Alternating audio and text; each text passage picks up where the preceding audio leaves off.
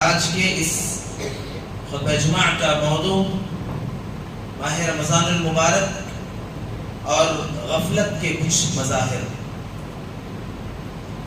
دوستوں اور بھائیوں، رمضان المبارک کی فضیلت، اس کی اہمیت، اس کی سعادت اور اس میں حاصل ہونے والے اجر و ثواب اور سعادتوں کے سلسلے میں مختلف خطبات جمعہ اور مختلف دروس میں آپ بار بار سنتے آ رہے ہیں۔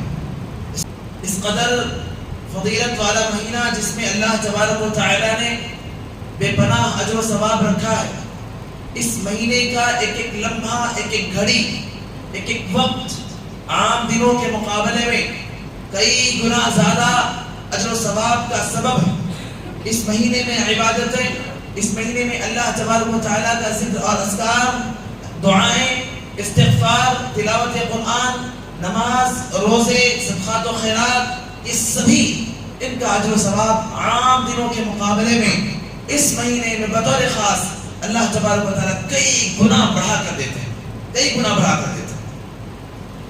لیکن جب اس مہینے کا آغاز ہوتا ہے تو مسلمان بھائیوں کی اکثریت بڑے ہی جوش اور جذبے کے ساتھ اس مہینے کا استقبال کرتے ہیں، اس مہینے کا استقبال کرتے ہیں، اور شروع کے کچھ دنوں میں ماشاءاللہ اللہ تبارک و تعالیٰ کی توفیق سے مسجدیں بھر جاتی ہیں۔ مسجدوں میں کئی بار ایسا بھی ہوتا ہے کہ عام روزانہ نماز پڑھنے والے مصلیوں کو نماز کی جگہ نہیں ملتی، اور جو سیزن والے مسلمان بھائی ہوتے ہیں جو صرف رمضان میں عبادت کی غرض سے مسجدوں کو آباد کرنے کے لیے آتے ہیں، ان سے مسجد اس قدر کھچاکھچ بھر جاتی ہے کہ عام روزانہ کے مصلیوں کو جگہ ملنا دشوار ہو جاتا ہے۔ اس قدر اہمیت والا مہینہ جس کا مسلمان بھائی بہت ہی زیادہ جسے اہمیت دیتے ہیں، اور اہمیت یوں ہی نہیں دیتے بلکہ اللہ اور اس کے رسول صلی اللہ علیہ وسلم کی تعلیمات کی بنیاد پر اہمیت دیتے ہیں، لیکن پھر بھی کچھ ایسے معاملات ہیں، کچھ ایسی کیفیتیں ہیں جن سے ہماری غفلت کا اظہار ہوتا ہے، جن سے ہماری کوتاہی کا اظہار ہوتا ہے، جن سے ہماری سستی کا اظہار ہوتا ہے۔ چنانچہ رمضان المبارک کا چاند نکلتا ہے۔ رمضان المبارک کا چاند نکلنے کے بعد سب سے پہلا کام جو بہت سارے بھائی کرتے ہیں وہ یہ کہ اب سحری کا انتظام کرنا ہے، شاپنگ کرنا ہے، خریداری کرنا ہے، لہذا وہ دوڑ بھاگ کر بازاروں میں بھیڑ بھاڑ جمع کرنا شروع کر دیتے ہیں، بازاروں کی بھیڑ اکٹھا کرنا شروع کر دیتے ہیں۔ نتیجہ کیا ہوتا ہے کہ بہت سے لوگ چاند دیکھنا جو نبی صلی اللہ علیہ وسلم کا معمول تھا، نبی صلی اللہ علیہ وسلم کی سنت کا طریقہ تھا، آپ نے ہر سال آپ صلی اللہ علیہ وسلم بلکہ ہر نئے مہینے آپ صلی اللہ علیہ وسلم چاند دیکھنے کا اہتمام کرتے تھے، اس اہم ترین سنت سے غفلت برت بیٹھتے ہیں، صرف سنی سنائی خبروں پر اعتماد کر لیتے ہیں، یا سوشل میڈیا سے آئی ہوئی خبروں پر اعتماد کر لیتے ہیں، یا لوگوں نے بتا دیا بس اسی کے مطابق عمل کر لیا۔ تو غفلت کہاں ہو رہی ہے؟ غفلت ہو رہی ہے سب سے پہلی کہ نبی صلی اللہ علیہ وسلم کی سنت ہم سے مس ہو رہی ہے۔ نبی صلی اللہ علیہ وسلم نے جس چیز کا بطور خاص ہر مہینے جس کا اہتمام آپ صلی اللہ علیہ وسلم کیا کرتے تھے، وہ سنت ہم سے فوت ہو جا رہی ہے، اور اس طریقے سے ہم اجر و ثواب سے محروم ہو جا رہے ہیں، پہلی چیز۔ اس کے بعد بازاروں میں شاپنگ کی غرض سے بازاروں کا رخ کر کے بہت زیادہ بھیڑ بھاڑ اکٹھا کر رہے ہیں۔ اللہ کے نبی صلی اللہ علیہ وسلم نے کہا تھا کہ اللہ تبارک و تعالیٰ کے لیے سب سے زیادہ، اللہ تبارک و تعالیٰ کی نظر میں سب سے زیادہ بدترین جگہ اگر کوئی ہے تو وہ بازار ہے، اور سب سے زیادہ محبوب جگہ اگر کوئی ہے تو وہ مسجدیں ہیں۔ ہم کیا کرتے ہیں؟ ہم مسجدوں کے بجائے بازاروں کو آباد کرنا شروع کر دیتے ہیں، بازاروں میں بھیڑ بھاڑ اکٹھا کرنا شروع کر دیتے ہیں، اور اس میں کئی بار بے اعتدالیاں بھی ہوتی ہیں۔ مردوں سے زیادہ بازاروں میں خواتین کی بھیڑ نظر آتی ہے، مردوں سے زیادہ بازاروں کو آباد کرنے والیاں ہماری اپنی مائیں اور بہنیں ہوتی ہیں۔ انہیں اللہ تبارک و تعالیٰ نے اور نبی صلی اللہ علیہ وسلم نے جو تعلیمات دی تھی، وَقَرْنَ فِي بُيُوتِكُنَّ، عورتیں گھروں میں ٹھہری رہیں، اللہ کے نبی صلی اللہ علیہ وسلم نے یہ تعلیم دی تھی کہ وَأَقْرَبُ مَا تَكُونُ مِنْ رَحْمَةِ رَبِّهَا وَهِيَ فِي قَعْرِ بَيْتِهَا، خاتون جب اپنے گھر کے سب سے اندر حصے میں ہوتی ہے تو وہ اللہ تبارک و تعالیٰ کی رحمت سے سب سے زیادہ قریب ہوتی ہے. ان ساری احادیث اور ان سارے ربانی فرامین کو ہم پس پشت ڈال دیتے ہیں اور ایسی جگہ کو جا کر آباد کرنے لگتے ہیں جو نبی صلی اللہ علیہ وسلم نے بتایا کہ اللہ تعالیٰ کی نظر میں سب سے بدترین جگہ، سب سے بدترین جگہ. میرے بھائیوں، سمجھ میں نہیں آتا کہ ہمارا مسلمان بھائی، ہمارے نوجوان، ہمارے بزرگ، ہمارے مرد حضرات وہ کیسے اس بات کو برداشت کرتے ہیں کہ ان کی خواتین بغیر ان کی موجودگی کے، ان کی خواتین جا کر بازاروں کی زینت بن رہی ہیں، بازاروں میں بھیڑ بھاڑ اکٹھا کر رہی ہیں. کئی بار بہت سی خواتین جو پردے کا اہتمام نہیں کرتی انہیں اجنبی مردوں سے بہت ساری بے اعتدالیوں کا سامنا بھی کرنا پڑتا ہے، جیسے بھیڑ بھاڑ کی وجہ سے ایک دوسرے سے ٹکراؤ اور اس میں من چلے نعوذ باللہ شیطان صفت من چلے نوجوان وہ خاص طور سے ایسے مواقع پہ بازاروں میں بھیڑ میں اور زیادہ اضافہ کرنے خاص اسی مقصد سے جاتے ہیں کہ وہاں پر بازاروں میں عورتوں کی تعداد زیادہ ہے، لہذا ایسی جگہوں پہ گھسنا ہے، ایسی جگہوں پہ جان بوجھ کر داخل ہونا ہے جہاں سے عورتیں جا رہی ہیں، ان سے ٹکرانا، ان سے لگنا، ان سے ملنا، ان کو ٹچ کرنا، والعیاذ باللہ. اس طریقے سے نعوذ باللہ ہم یہ سب کچھ جاننے کے باوجود بھی ہم اپنی بہنوں کو، اپنی ماؤں کو، اپنی بیٹیوں کو، اپنی بیویوں کو، اپنی بہوؤں کو ایسے مارکیٹوں اور ایسی بازاروں کو زینت بنانے کے لیے بلا جھجک ہم بھیج دیتے ہیں. دوستوں بھائیوں، اس حوالے سے ہمیں ہوش کا ناخن لینے کی ضرورت ہے. ہم بعد میں پھر شکوہ کریں گے کہ ہمارے گھر کی خاتون وہ ہمارے حق میں وفاداری نہیں کرتی. وہ کیسے وفاداری کرے گی جب حرام ذمہ دار. اس لیے بازاروں کی زینت بنانے کے لیے اللہ کے واسطے اگر گھر کی چیزوں کی ضرورت ہے تو بہتر یہ ہے کہ خود مرد حضرات گھر کے سارے سامانوں کا بندوبست خود کریں. افسوس کے ساتھ کیا کہنا پڑتا معلوم میرے بھائیوں، گھر میں کچھ سامان لے کر جاؤ تو گھر کی خواتین کہتے ہیں کہ پتہ نہیں کیا بات ہے، آپ جب لاتے ہو آپ مہنگائی لاتے ہو. تو شوہر کیا کہتا مجبور ہو کر ٹھیک ہے لو پیسے لو، جاؤ تم ہی دے کر آ جاؤ.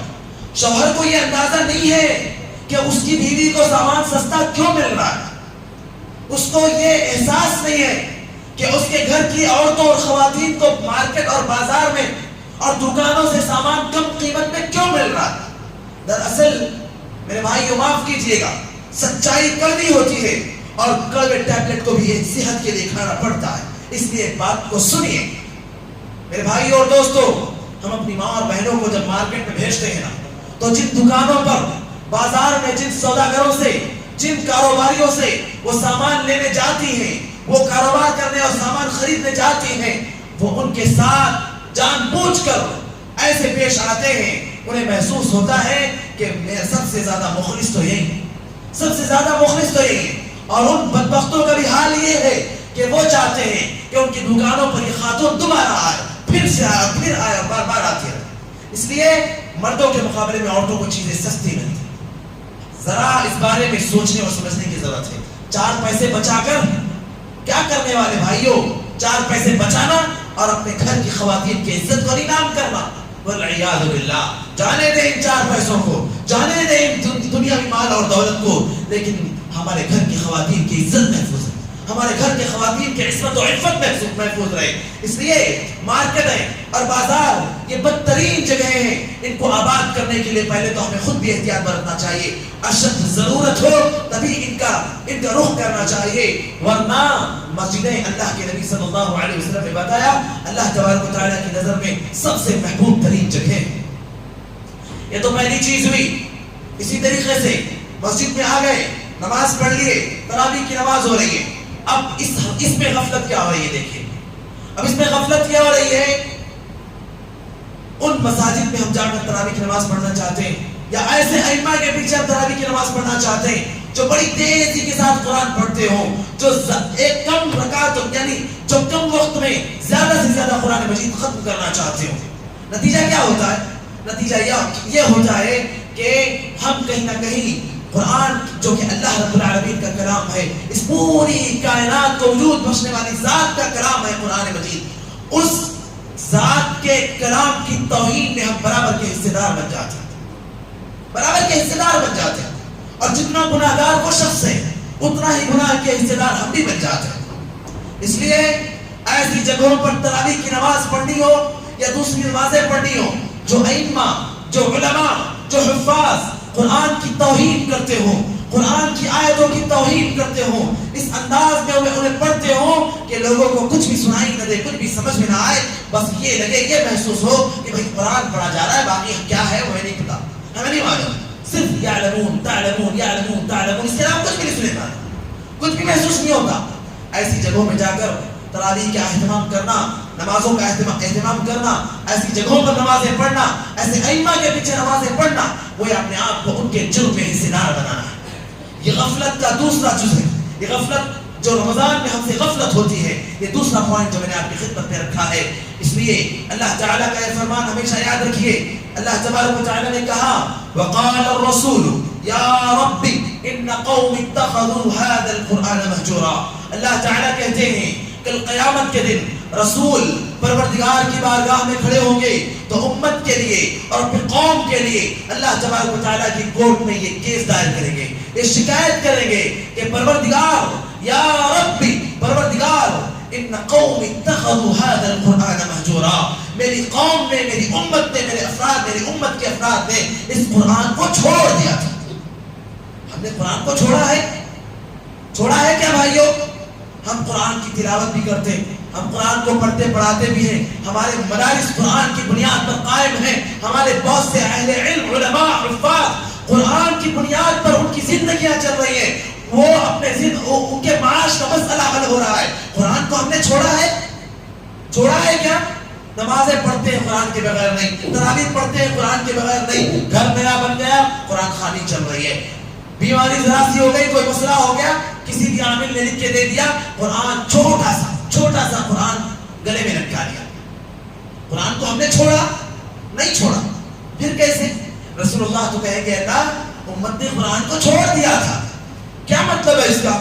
مفسرین نے کہا کہ قرآن مجید کو اس انداز پر پڑھنا کہ نہ خود پڑھنے والے کو سمجھ میں آئے، نہ سننے والوں کو خود پتا چلے، یہ دراصل قرآن مجید کو حجر قرآن میں شامل ہے، قرآن کو چھوڑنے میں شامل ہے۔ لہذا میرے بھائیوں، ان مجرموں میں اپنے آپ کو شامل مت کروائیے، ان مجرموں کی فہرست میں اپنا نام مت شامل کروائیے جن کا نام لے کر قیامت کے دن رسول اللہ صلی اللہ علیہ وسلم اللہ تبارک و تعالیٰ کی بارگاہ میں شکوہ کرنے والے ہیں، شکایت کرنے والے ہیں کہ پروردگار میری امت نے قرآن کو چھوڑ دیا تھا، اور ان لوگوں میں کہیں نہ کہیں اللہ نہ کرے ہم بھی شامل ہوں۔ اس لیے اپنے آپ کو محتاط رکھیے، اپنے آپ کو بچائیے، اپنے آپ کو دور رکھیے، اور ایسی جگہوں پر، ایسے اماموں کے پیچھے، ایسی مساجد میں نمازوں کا اور قرآن کی سننے کا اور تراویح کا اہتمام کیجیے جہاں پر بڑے سکون اور وقار کے ساتھ قرآن کی تلاوت کی جاتی ہو، جہاں پر نبی صلی اللہ علیہ وسلم کی سنت کا اہتمام کیا جاتا ہو۔ پیارے نبی صلی اللہ علیہ وسلم کے بارے میں اما عائشہ رضی اللہ عنہا نے فرمایا کہ آپ قرآن ایسے پڑھا کرتے تھے، آپ کے قرآن پڑھنے کا طریقہ اور نہج یہ ہوتا تھا کہ اگر کوئی چاہتا ایک ایک حرف کو الگ الگ لکھ سکتا تھا، ایک ایک حرف کو لکھ سکتا تھا۔ کیسے پاسبل ہے وہ اتنے اطمینان سے، اتنے سکون کے ساتھ؟ پھر ذرا بتاؤ بھائیو، ایسے اماموں کے پیچھے جن کے پاس کچھ سمجھ میں نہیں آتا، لکھنا تو دور کی بات، کیا نبی کی سنت ہم پا سکتے ہیں اور نبی کی سنت پر عمل کا اجر ہمیں مل سکتا ہے؟ ہم اس سے محروم ہو جائیں گے۔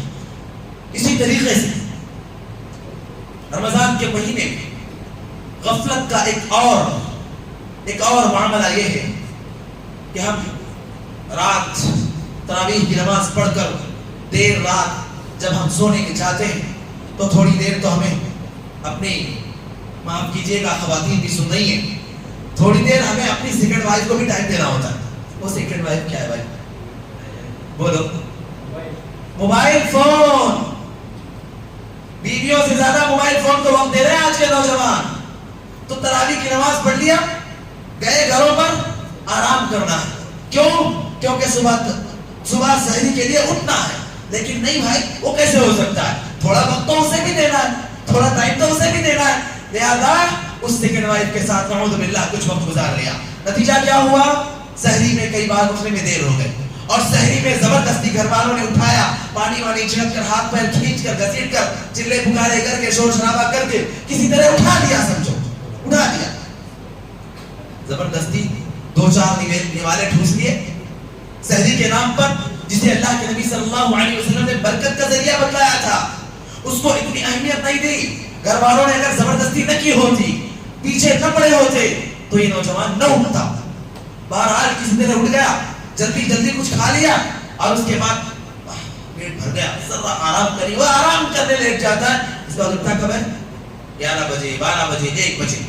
توفیق نہیں ہوتی نمازوں کی، نماز کی توفیق نہیں ہو رہی ہے.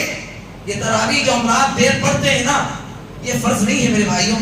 یہ بات آپ یاد رکھیے، یہ تراویح ہم پر فرض نہیں ہے. یقیناً یہ سنت مؤکدہ ہے. یقیناً یہ اللہ تبارک و تعالیٰ کے نزدیک تمام نفل نمازوں میں سب سے زیادہ محبوب نماز ہے. لیکن فرض نماز اگر اس کی وجہ سے ہماری فوت ہو رہی ہو تو اس نماز کی کوئی اہمیت نہیں ہے. ایسی چیز جو نفل ہو، ایسی چیز جو اللہ تبارک و تعالیٰ کے نزدیک فرض سے زیادہ اہمیت نہ رکھتی ہو، اس کی وجہ سے اگر ہمارے فرائض میں غفلت ہو رہی ہو تو اللہ تبارک و تعالیٰ کے نزدیک اس کی کوئی اہمیت نہیں ہے. آپ کہیں گے مولوی صاحب کیا کہتے جا رہے ہو، لیکن بات سمجھنے کی کوشش کیجیے. تراویح دیر تک ہم پڑھ رہے ہیں، پھر جا کر فون یوز کر رہے ہیں، سو جا رہے ہیں، پھر سحری میں دیر سے اٹھ رہے ہیں. کئی بار ہماری رات میں دیر سے سونے کی وجہ سے فرض نماز چھوٹ رہی ہے. تو فرض نماز چھوٹنے میں ایک ذریعہ، ایک سبب کیا بن رہا ہے؟ موبائل فون کے ساتھ ساتھ یہ دیر تک تراویح پڑھنا. لہذا میرے بھائیوں، ہمارا ذمہ یہ بنتا ہے کہ سب سے پہلے ہم فرض نمازوں پر فوکس کریں، فرض نمازوں کو سب سے زیادہ اہمیت دیں. فرض نماز کے لیے، فجر کے لیے اٹھ بھی گیا نوجوان، گھر والوں نے زبردستی ڈھکیلا، بھگایا، پیچھا کیا، زبردستی نکالا، چلو بھائی جا کے پڑھ لیا ہے نا، پڑھ لیا، ٹھیک ہے، سنت وغیرہ سے کوئی مطلب نہیں، بس امام صاحب نے پڑھایا، پڑھ لیا جا کے. اس کے بعد کیا ہوا؟ سو گیا. رمضان کے مہینے میں دن میں شیخ ابن عثیمین رحمہ اللہ سے پوچھا گیا کہ دن کی عبادتوں میں سب سے افضل ترین عبادت کون سی ہے رمضان کے مہینے میں؟ انہوں نے کہا تلاوت قرآن. جب دن بھر سوتا پڑا رہا، جس کے کاروبار ہے اس نے کاروبار سے چھٹی کر دی، جس کے جاب ہے اس نے جاب سے چھٹی کر دی، جس کے ذمہ داریاں ہیں اس نے ذمہ داریوں کو طلاق دے دیا، سارا دن سوتا رہا. کیوں سویا بھائی؟ کیونکہ بھائی رات میں بہت تھک گیا میں. کیوں تھکے؟ ارے نہیں مولوی صاحب تراویح پڑھ کے بہت پیروں میں درد شروع ہو گیا، سوجن آ گئی، سو گیا. دن بھر سوتا رہا، تلاوت قرآن کی توفیق نہیں ہوئی، نفل نمازوں کی توفیق نہیں ہوئی، ذکر و اذکار کی توفیق نہیں ہوئی، دعاؤں کے لیے وقت نکالنے کی توفیق نہیں ہوئی، استغفار کی توفیق نہیں ہوئی. یہ بدنصیبی ہے، یہ محرومی ہے. اور اللہ کے نبی صلی اللہ علیہ وسلم نے کہا ہے نا حدیث میں، من حرمها فقد حرم الخیر کلہ. جو رمضان کی برکتوں سے، سعادتوں سے، فضیلتوں سے، رمضان کے اجر و ثواب سے جو محروم ہو گیا، واللہ وہ اس کائنات کا سب سے بڑا محروم اور سب سے بڑا بدنصیب انسان ہے. ہم کیا سمجھتے ہیں؟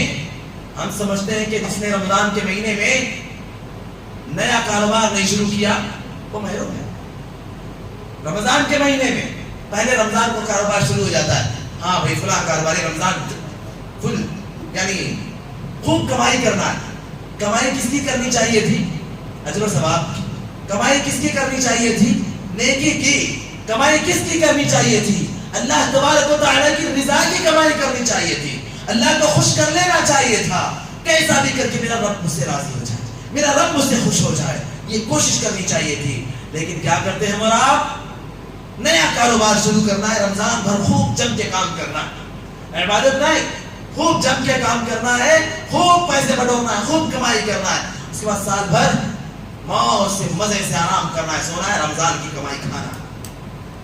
میرے بھائیوں اور دوستو، غفلت سے اپنے آپ کو بچائیے، خواب خرگوش سے اپنے آپ کو بیدار کر لیجیے. اللہ کے نبی صلی اللہ علیہ وسلم نے کہا، من حرمها فقد حرم الخیر کلہ. ان بدنصیبوں میں سے اپنے آپ کو بچائیے. ایک حدیث سے یہ بات ثابت ہوتی ہے. اللہ کے نبی صلی اللہ علیہ وسلم نے کہا کہ جو شخص رمضان کے مہینے کو پالے، رمضان کے مہینے میں رب العالمین سے اپنی مغفرت نہ کروا لے، اپنی معافی نہ کروا لے، وہ اس کائنات کا سب سے بدترین انسان ہے، سب سے بڑا محروم انسان ہے. تو اپنے آپ کو ان محرومیوں سے اور ان بدنصیبیوں سے اپنے آپ کو بچانے کی ضرورت ہے. ایک اور بڑا اہم معاملہ، بہت اہم معاملہ، ہم خود بھی رمضان میں غفلت کے شکار ہوتے ہیں، غفلت کی نظر کر دیتے ہیں اپنے ایام کو، اپنے دن کو، اپنی راتوں کو، اپنے اوقات کو غفلت کی نظر کر دیتے ہیں. ساتھ میں گھر کی خواتین پر بھی ظلم ڈھاتے ہیں۔ افطار سے پہلے کا جو وقت ہوتا ہے، اللہ کے نبی صلی اللہ علیہ وسلم نے کہا للصائم فرحتان، روزے دار کے لیے دو خوشیاں، دو خوشیوں میں سے ایک افطار کا وقت بھی آپ صلی اللہ علیہ وسلم نے بتایا، اور ایک حدیث سے بات ثابت ہوتی ہے کہ اللہ تبارک و تعالی افطار کے وقت میں بطور خاص بندوں کو مغفرت عطا کرتا ہے، انہیں گناہوں سے معافی عطا کرتا ہے۔ لیکن اس وقت ہم اور آپ کیا کرتے ہیں؟ مارکیٹوں کو چھان مار رہے ہوتے ہیں، بھائی فلاں جگہ سے یہ لینا ہے، فلاں جگہ سے وہ لینا ہے، فلاں جگہ سے یہ افطار کا آئٹم لینا ہے، یہ چیز یہاں نہیں، وہ 4 کلومیٹر دور ملتی، وہاں جا کر لے کر آنا ہے۔ ارے بھائی کیا ضرورت ہے؟ افطار کسے کہتے ہیں؟ آپ صلی اللہ علیہ وسلم نے افطار کیسے کیا تھا؟ آپ کے افطار کا طریقہ کیا تھا؟ مسنون عمل نبی صلی اللہ علیہ وسلم کے افطار کا یہ تھا کہ آپ صلی اللہ علیہ وسلم افطار میں رطب کھایا کرتے تھے۔ رطب کیا چیز ہے؟ فریش کھجور، تازہ کھجور، آپ صلی اللہ علیہ وسلم اس کا اہتمام کرتے تھے۔ اگر رطب نہیں ہے، فریش کھجور نہیں ہے، تو نارمل کھجور جو مارکیٹ میں یا بازار میں ہمیں ملتا ہے، وہ کھجور کھا کر ہم اپنے روزے کو افطار کر سکتے ہیں۔ اگر کسی کے پاس نہیں ہے، ویسے تو الحمدللہ آج کے وقت میں کوئی اپنے آپ کو اتنا زیادہ مجبور اور غریب نہیں کہہ سکتا کہ خود اگر خریدنے کے لیے پیسے نہیں ہے تو کم از کم کہیں نہ کہیں سے اللہ اسے انتظام کرا ہی دیتا۔ سمجھے اگر انتظام نہیں ہے کسی کے پاس، یا کہیں کوئی سفر میں یا کسی ایسی جگہ پر رہ گیا جہاں پر اس کے پاس اتفاق سے کھجور نہیں ہے، تو نبی صلی اللہ علیہ وسلم کی سنت ہے کہ ایسے وقت میں پانی سے افطار کرنا ہے۔ پھر یہ بھونڈے، یہ بھجی، یہ فلاں مرچی، یہ فلانی چیز، یہ حریص، یہ علیم، یہ ساری خرافات، مجھے نہیں معلوم کہ کون سے آئٹمز ہوتے ہیں، بھائیو معاف کیجیے گا، آپ جتنے آئٹم جانتے ہو مجھے یاد نہیں ہے، نہ میں جانتا ہوں۔ افطار سب سے بہترین نبی صلی اللہ علیہ وسلم کا جو عمل تھا کھجور سے افطار کرنا۔ ہم اگر جو افطار کرانے کی جو فضیلت ہے نا، روزے دار کو افطار کرانے کی فضیلت کیا ہے کہ روزے دار کو افطار کرانے والے کے لیے روزہ رکھنے والے کے برابر اجر ہے، بغیر اس کے کہ روزے دار کے اجر میں کچھ کمی کی ہے۔ افطار کرانے والے کی اتنا ہی اجر ہے۔ تو افطار کرانے کا مطلب کیا ہے؟ ہم بریانیاں بنوا لیں، ہم مندی بنوا لیں، ہم نہ جانے کون سی نعمتیں بنوا لیں، اس میں سارا ٹائم برباد کر دیں، اس کے بعد ہم یہ امید رکھیں کہ اللہ ہمیں افطار یعنی روزہ رکھنے والے کے برابر اجر ادا کرے گا۔ جس نے کھجور کھلا دیا اور اگر روزے دار نے اس کھجور سے افطار کر لیا، سارا اجر وہ بٹور لے گا، سارا اجر اس کے حصے میں۔ آپ کھلاتے رہو بریانیاں، آپ کھلاتے رہو مندی، آپ کھلاتے رہو بڑے بڑے قیمتی چیزیں، آپ محروم رہ گئے اس اجر سے جس اجر کو کم قیمت پر کھجور خرید کر لا کر دینے والے نے جس اجر کو لوٹ لیا، آپ محروم ہیں اس اجر سے، گرچہ آپ نے لاکھوں کروڑوں خرچ کر ڈالے۔ اس لیے میرے بھائیوں، افطار اصل کھجور ہے۔ افطار اگر کھجور نہ ہو تو پانی ہے۔ مجبوری میں جو چیز میسر ہو اس سے افطار کیا جا سکتا ہے۔ افطار کے لیے کوئی ضرورت نہیں کہ نئے نئے آئٹمز لائے جائیں۔ صورتحال یہ ہے کہ رمضان کے مہینے میں ہمیں جو نعمتیں مل جاتی ہیں، عام دنوں میں اگر دل بھی کر جائے کھانے کا، ڈھونڈتے رہو نہیں ملے، عام دنوں میں ڈھونڈتے رہو نہیں ملے گا، پھر لوگوں سے فون کر کے پوچھنا پڑتا ہے بھائی فلاں چیز کہاں ملتی بھائی؟ ارے نہیں نا مول صاحب، وہ تو رمضان میں ملتی۔ رمضان میں کیوں؟ رمضان تو روزہ رکھنے کا مہینہ تھا بھائی، وہ تو کھانے پینے کا مہینہ نہیں ہے۔ نہیں نا مولوی صاحب، لوگوں نے رمضان کو کھانے پینے کا مہینہ بنایا ہوا ہے، رمضان کو صرف کھانے پینے کا مہینہ بنایا ہوا ہے۔ سدھرنے کی توفیق اللہ ہم سب کو عطا کرے میرے بھائی۔ ہمیں اپنے آپ کی اصلاح کی ضرورت ہے۔ ہم خود پر ظلم کرتے ہیں، خود بھی اجر سے محروم رہتے ہیں۔ افطار سے پہلے کا وقت دعا کی قبولیت کا وقت ہے، ہم خود اپنے آپ کو دعا سے محروم رکھتے ہیں، گھر کی خواتین کو بھی مجبور کرتے ہیں کہ وہ بھی دعا سے محروم رہ جائیں۔ گھر کی خواتین بیچاری نئے آئٹمز بنا کر تھک جاتی ہیں۔ عام دنوں میں جتنی تھکان انہیں کھانے بناتے ہوئے نہیں آتی، عام دنوں میں جتنی تھکان انہیں اپنے گھر کے مردوں اور اپنے بچوں اور شوہروں کی خدمت کرنے میں نہیں آتی، کھانے بنانے میں، گھر کے کام کاج کرنے میں جتنی تھکان نہیں آتی، رمضان میں سحری اور افطار میں اس سے زیادہ تھک کر پریشان ہو جاتی ہیں، نڈھال ہو جاتی ہیں۔ پھر ان کی صحت کے لیے نہ جانے کون سے ٹانکس، نہ جانے کون سے مشروبات، نہ جانے کون سی چیزیں انتظام کرنا پڑتا ہے۔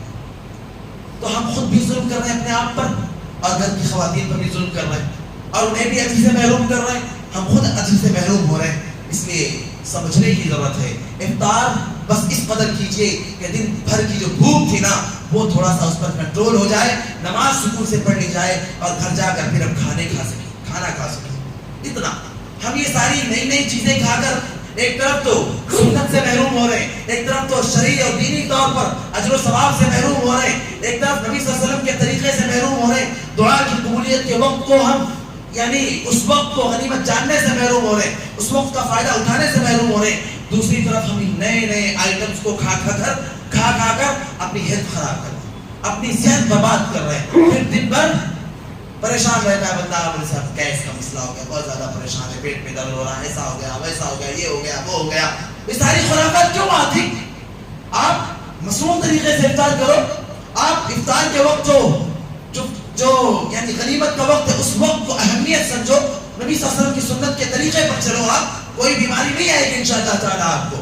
یہ روزہ آپ طبی طور پر اور میڈیکل طور پر بھی آپ پتہ کر لیجئے کہ یہ روزہ دراصل پیٹ کے کئی امراض کے علاج کا مہینہ ہے، جو دینی طور پر اجر و ثواب ہے اس سے ہٹ کر بول رہا ہوں میں، کئی امراض کے علاج کا مہینہ ہے یہ، لیکن ہم نے کیا کیا، کئی امراض کے کو ان کی بیماریوں کو دعوت دینے کا مہینہ بنا لیا ہم نے رمضان کے اس مہینے کو، اور خاص طور سے افطار کے وقت کو میرے بھائی اور دوستوں اصلاح کرنے کی ضرورت ہے۔ اسی طریقے سے لوگ جو مسجد میں ماشاءاللہ جلدی آ جاتے ہیں، خاص طور سے فجر میں اور مغرب میں بڑی تعداد میں لوگ مسجدوں میں آتے ہیں، وہاں پر ایک غفلت یہ ہوتی ہے کہ وقت کم ہوتا ہے اور لوگوں کا انتظار کیا جا رہا ہوتا ہے کہ لوگ جلدی جلدی آئیں اور نماز کھڑی کی جائے، تو بالکل نماز سے پہلے لوگ مسجدوں میں پہنچتے ہیں۔ ایسے میں بہت سارے لوگ آتے ہی مسجد میں بیٹھ جاتے ہیں، اور وہی بعض لوگ ایسے بھی ہوتے ہیں جو سیدھا صف میں کھڑے ہو جاتے ہیں۔ میں نے اس سلسلے میں اس سے پہلے بھی آپ لوگوں کو تنبیہ کی، دونوں ہی چیزیں ٹھیک نہیں ہیں۔ ایک تو امام کے مصلی پر آنے سے پہلے صف میں کھڑے ہو جانا، جماعت بنا لینا، یہ درست نہیں، سے منع کیا گیا ہے۔ جو الامام لیتم بہ، امام اس لیے ہے کہ ان کی اقتداء کی جائے، اور امام سے پہلے کھڑے ہونے کا مطلب یہ ہے کہ امام آپ کی اقتداء کر رہے ہیں، تو یہ چیز ٹھیک نہیں ہے۔ اسی طرح اگر آپ تھوڑا سا پہلے پہنچے ہیں اور اتنا وقت نہیں کہ آپ 2 رکعت سنت پڑھ سکیں، تو بیٹھنے کی اجازت نہیں ہے۔ آپ صلی اللہ علیہ وسلم کا فرمان ہے، اذا دخل احدكم المسجد فلا يجلس حتى يصلي ركعتين، جب تم میں سے کوئی مسجد میں داخل ہو تو اس وقت تک نہ بیٹھے جب تک 2 رکعت سنت نہ ادا کر لے، جب تک 2 رکعت سنتیں نہ پڑھ لے۔ آپ صلی اللہ علیہ وسلم خود بھی اس پر عمل پیرا رہے زندگی بھر، اور آپ نے صحابہ کرام رضوان اللہ علیہم اجمعین کو بھی یہ تعلیم دی، اور امت کے لیے بھی یہی پیغام آپ صلی اللہ علیہ وسلم نے پہنچایا ہے۔ لہذا ہم اگر کچھ نماز سے کچھ پہلے مسجد میں پہنچتے اور ابھی نماز نہیں کھڑی ہوئی، 2 منٹ رہ گئے سمجھو، 2 منٹ 3 منٹ جس میں ہم 2 رکعت نماز ادا نہیں کر سکتے ہیں، تو ایسے میں ہم کھڑے رہیں، اور کھڑے ہو کر بھی ہم دعا کر سکتے ہیں۔ اس وقت کو بھی غنیمت جانے، نماز سے پہلے، فرض نماز سے پہلے اور بعد کا وقت یہ دعا کی قبولیت کا وقت ہے میرے بھائیوں۔ اس وقت کو غنیمت جاننا ہے، اور اس وقت میں اللہ تبارک تعالیٰ سے اپنی دعا کر لینا ہے، اللہ تعالیٰ سے اپنے مسائل حل کروا لینا ہے، اپنی ضرورتیں اللہ تعالیٰ سے پوری کروا لینا ہے۔ دعا کی قبولیت کا وقت ہوتا ہے یہ۔ تو یہ کچھ رمضان کے مہینے میں ہماری غفلتوں کے کچھ مظاہر تھے۔ اسی طرح نہیں پتا کہ اللہ تبارک و تعالیٰ آنے والا رمضان دوبارہ ہمیں عطا کرے گا یا نہیں عطا کرے گا۔ ابن عمر کا قول میں بار بار آپ کو سناتا ہوں بھائیوں، جس میں انہوں نے کہا تھا، اذا اصبحت فلا تنتظر المساء واذا امسيت فلا تنتظر الصباح، جب صبح ہو تو شام کا انتظار مت کرو، اور جب شام کا وقت آ جائے تو صبح کا انتظار مت کرو۔ کیا مطلب؟ کتنے لوگ ایسے ہیں جو صبح کے وقت اپنے کام کاج کے لیے نکلتے ہیں، لیکن راستے میں کسی حادثے کا شکار ہو جاتے ہیں، اللہ ہم سب کی حفاظت فرمائے، کسی بڑے مسئلے کا شکار ہو جاتے ہیں، کسی حادثے کا شکار ہو جاتے ہیں، اور اللہ تعالیٰ انہیں اپنے پاس بلا لیتے ہیں۔ اور کتنے نوجوان اور کتنے بھائی اور کتنے مسلمان ایسے ہیں جو دن بھر کام کاج سے لوٹ کر رات اپنے تھکے ہوئے جسم کو بستر پر ڈالتے ہیں، اپنی تھکی ہوئی آنکھوں کو آرام دینے کے لیے بند کرتے ہیں، لیکن صبح ہوتے ہوتے وہ اس قابل نہیں رہتے، وہ اس قابل نہیں رہ جاتے کہ اپنے جسم کو خود اس بستر سے اٹھا سکے، یا اپنی آنکھوں کو جسے انہوں نے خود بند کیا تھا اب وہ اپنی آنکھوں کو خود اپنے اختیار سے کھول سکے۔ یعنی اللہ تبارک و تعالیٰ انہیں موت اور وفات جیسی جو قضا ہے وہ انہیں دے دیتے ہیں، کیونکہ انسان کے حق میں جتنی زندگی لکھی ہے وہ اسے مل کر رہے گی، اور جس دن اسے موت آنی ہے، جس لمحے اسے موت آنی ہے، جس جگہ اسے موت آنی ہے، اس سے ایک پل بھی آگے پیچھے ہونا ممکن نہیں ہے۔ کیا پتا کس کے حق میں لکھا ہو کہ اسی دن وفات پا جائے، کس کے حق میں لکھا ہو کہ اسی رمضان اس کا آخری رمضان ہو، دوبارہ اسے رمضان نہ مل سکے۔